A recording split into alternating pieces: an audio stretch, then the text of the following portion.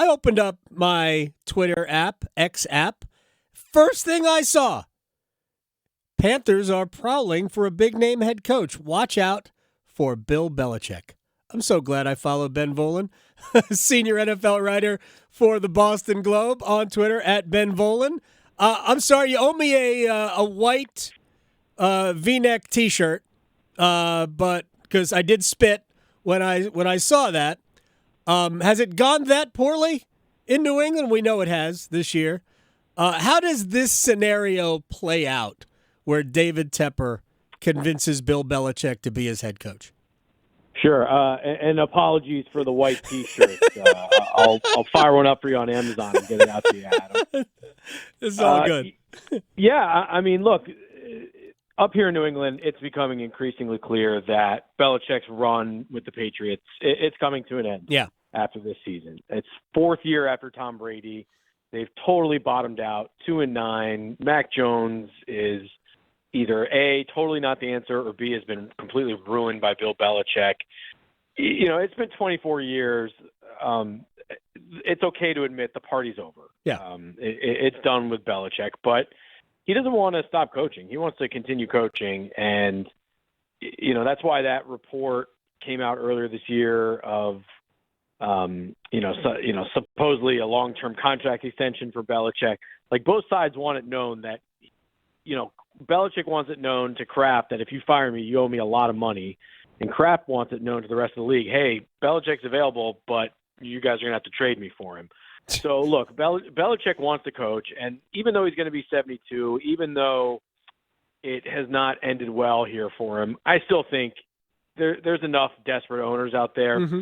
He's going to be able to find a job. I truly do think that. And to me, the Panthers, you know, I laid it out in my column. I think it makes a lot of sense. First of all, I've been told that, you know, that Belichick is certainly, I think, could be a good fit there and is, you know, maybe keeping his eye on that situation. And, you know, look, I think with Tepper, you saw it yesterday in that press conference.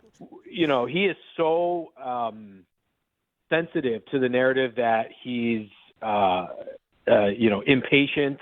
Yeah. And, you know, all this. So that's why he's talking about, I want to coach for the next 30 years. I mean, he's just trying to counter that narrative. What he really wants is to make a splash and to stop being a 5-win team every year and to make the playoffs and to be, you know, a relevant team in the NFL. No offense to the good people of Carolina, but that's not one of the bigger NFL markets or one that gets a lot of national attention. So it did when they had Cam Newton. Yeah, well, right, exactly. Yeah, since the Cam Newton days, yep. Really, you know, so I'd say for the last 5 or 6 years since he's owned the team, there's not been a whole lot of buzz around that team, and that's not always the best reason to hire a coach, but it's definitely a reason for these owners. And I you know, there's no other coach. There's a lot of good candidates out there, but there's no other coach who is going to make the world stop like when you hire Belichick. It's no other coach is going to get coverage on CNN and the BBC International and all that stuff. And, you know, I even though football-wise it's not perfect, you know, it's a team that is bottoming out, and who knows about Bryce Young if he's, you know, if Tepper is willing to give Belichick the control that he needs and to pick his staff and all that, that's going to be – you're not going to find much better jobs if you're Bill Belichick. So I'm telling you, just based on what I've told and fit and everything, just keep an eye on Belichick to Carolina. There's a lot of things now I want to talk about. First of all, David Tepper is clearly impatient. He's also clearly out of touch. He's also clearly bad at giving press conferences. My joke is he was looking for someone worse at press conferences than he is, and Bill Belichick probably fits the mold,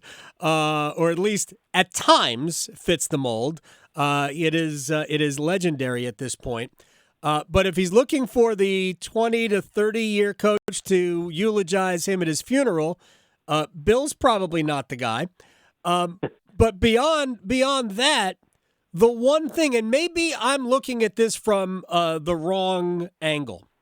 If you're looking for somebody, if Bill would come here assuming total control of the football operations, which means also the draft, player procurement, hasn't that been really the big problem in New England over the last several years?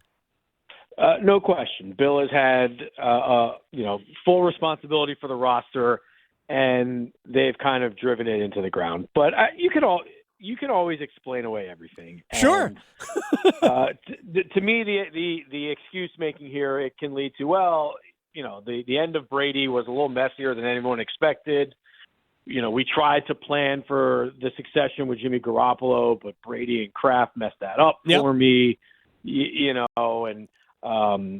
We're always drafting at the bottom of the first round, so of course our draft record isn't going to be like. You can always kind of explain that stuff away, and you can always look at what you want to look at. I mean, the Patriots from 2010 to 2016 were on fire. I mean, they just hit on every draft pick, and guys like Rob Gronkowski, and they developed Julian Edelman and Devin McCourty, and quality players like Logan Ryan. I mean, they had an excellent track record of drafting and developing and keeping a lot of their guys until it kind of went all haywire the last 5 years. So, I mean, there are certainly a lot of negative aspects to Belichick's job. I mean, just look at the one-loss record without Tom Brady. It's nothing to write home about. No, and it's been really the skill position guys.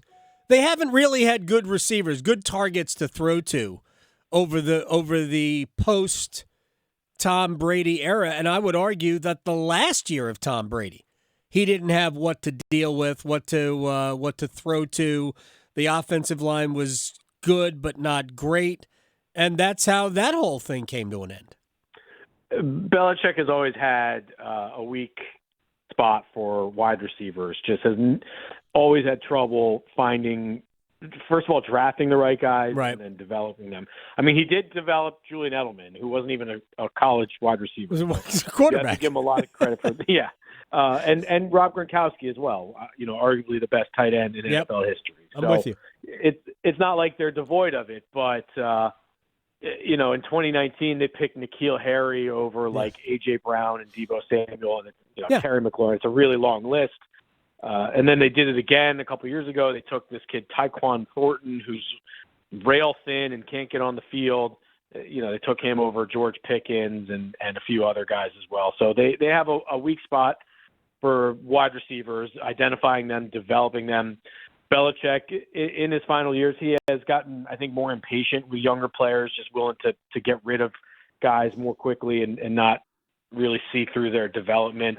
So, look, there have been issues, and he is very much responsible for this team being 2-9 right now. But every situation is different, and you can easily talk yourself into Belichick still has the energy, still sharp as ever, even at his age. And I mean, who's seen more bullets than this guy? I mean, no 9 question. Super Bowls as a head coach, 6 titles.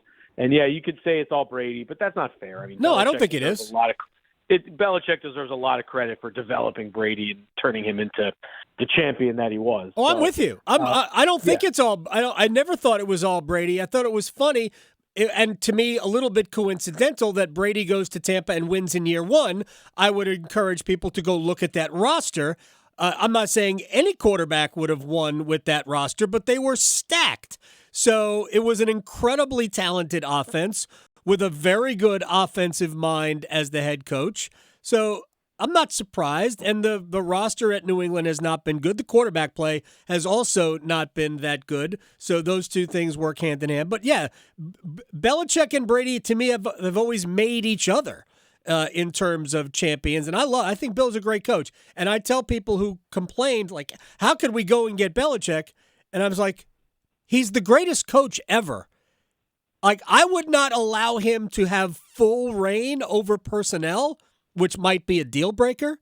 But if he has the right personnel guy with him, I think it would be an automatic move. I would hate to give up assets to get him because the Panthers don't have enough assets now, but Belichick would be an enormous get.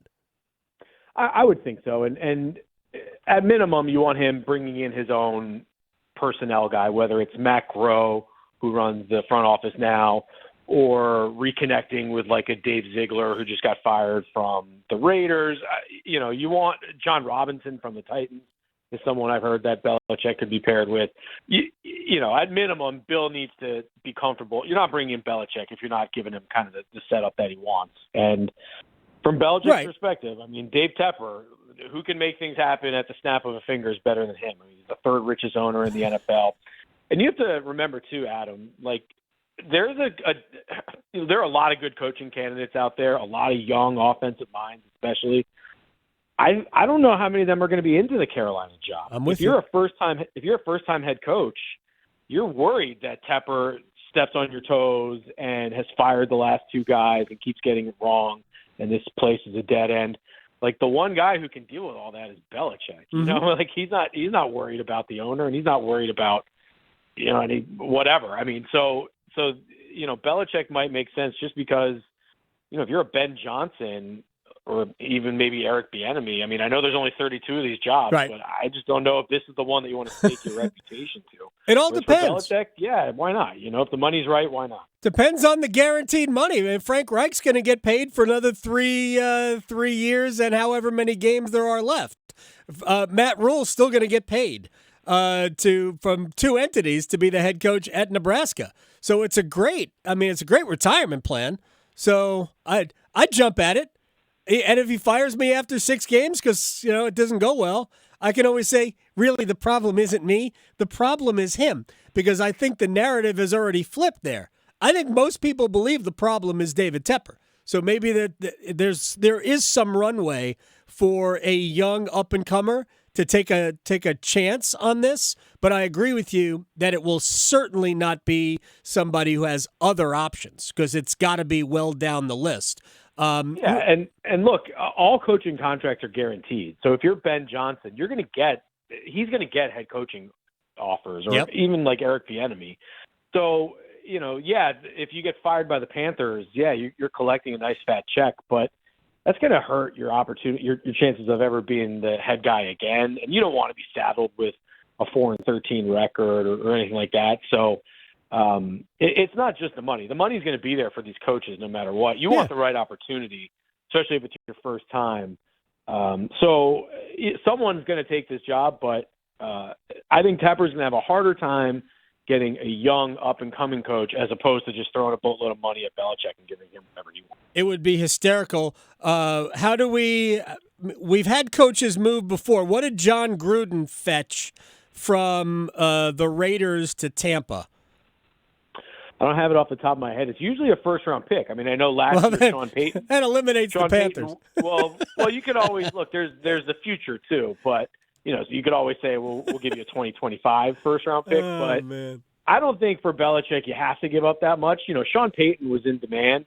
Belichick might be somewhat in demand, but I feel like you know, the Panthers might be able to get away with like a third-round pick or something like that. Yeah, maybe. Look, Belichick is worth more, but the Panthers' draft capital is just so low. Bill would look at this roster and go, I can't win with that. Even I can't win with that.